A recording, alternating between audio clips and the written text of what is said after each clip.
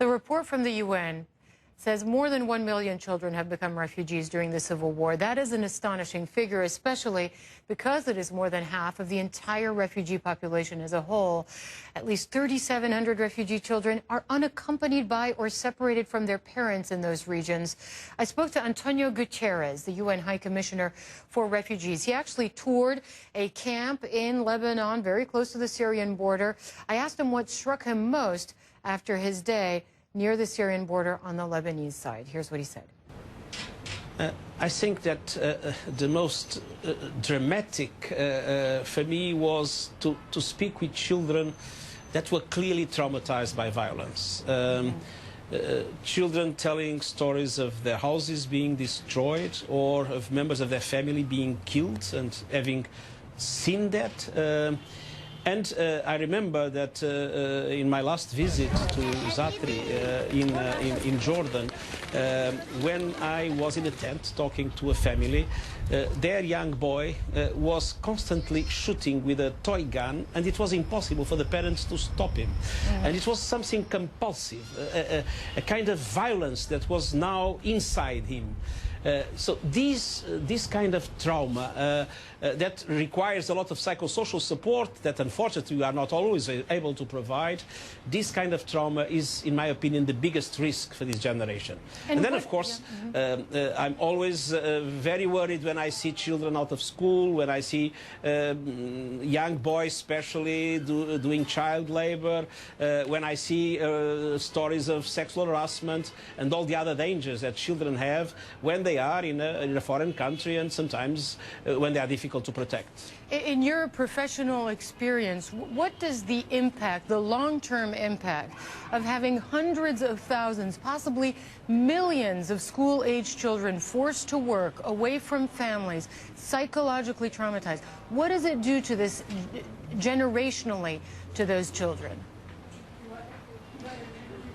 I think that it is the risk of a lost generation, and that is why with UNICEF, with many other agencies, a campaign is being launched called No Lost Generation, asking for massive support of the international community in order to bring the Syrian children to school, and only 1/3 is at school at the present moment, the refugee children, in order to make sure that psychosocial support is much more extended to be able to cover much more of the affected children, and at the same time to be more effective in mobilizing capacities and helping the countries, protecting the children against illegal labor, against, for instance, situations in which young girls are driven into prostitution by their own families because of lack of resources.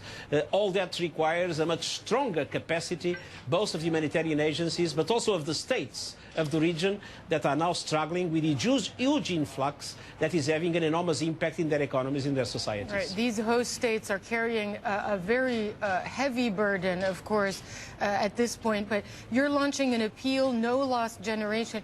Do you get the sense that the world has not been moved, has not been touched by the plight of Syrian refugees, specifically Syrian children, enough? That people aren't paying enough attention, not donating enough money? Guterres paid a visit to Khaled to mark its opening and to stress the pressures and challenges being faced by host communities. There is many people motivated. We have testimonies from all over the world and financial support from all over the world.